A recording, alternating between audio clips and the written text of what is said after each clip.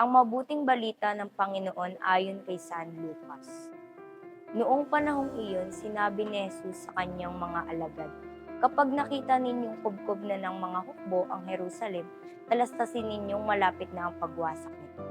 Dapat tumakas sa kabundukan ang mga nasa Judea at umalis ng lungsod ang mga naroon. Huwag nang pumasok ang mga nasa kabukiran, sapagkat ito ang mga araw ng pagpaparusa, bilang katuparan ng mga nagsasaad sa kasulatan. Kawawa ang mga nagdadalang tao at nagpapasuso sa mga araw na iyon, sapagkat darating ang malaking kapighatian sa lupain ito, at ang puot ng Diyos sa bansang ito. Mamamatay sila sa tabak at dadalhin bihag sa lahat ng bansa, at ang Jerusalem ay magiging busabos ng mga hentil hanggang matapos ang panahong itinakda ng mga ito. Magkakaroon ng mga tanda sa araw, sa buwan at sa bituin. Sa lupa ang mga bansa ay masisindak at malilito dahil sa ugong at mga daluyong ng dagat.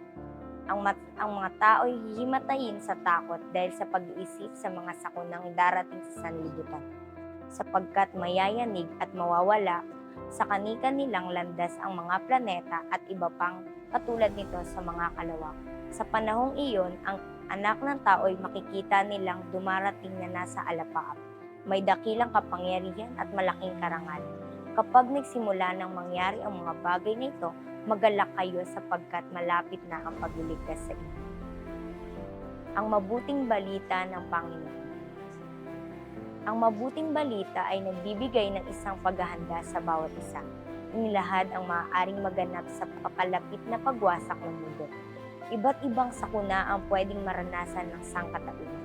Ito ay tinatawag na mga araw ng pagpaparusa para sa mga taong hindi nagsisi sa kanilang mga kasalanan. Ang mga araw na ito ay sinasabi ng Jesus na nalalapit na kaya siya ay nagbibigay ng babala sa mga tao. Sinabi rin na magalak dahil palapit na rin ang pagliligtas sa ating lahat. Ang aking natutunan ay pagsisihan ng ating kasalanan sa lalong madaling panahon.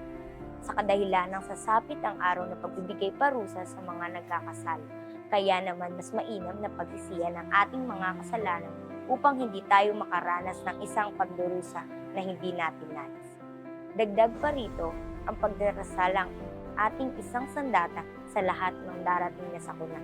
Kung kaya ay dapat magdasal at laging humingi ng tawad. Manalangin tayo. Panginoon, gabayan po ninyo kami sa darating pang araw at patuloy po naming pagsisisihan ang aming pagkakasala. Lakas ng loob ang aming hinihingi para sa pagpapatibay sa aming sarili upang maging handa sa maaaring maganap. Kaligtasan at gabay ang aming tanging hiling sa pangalan ni Jesus. Amen.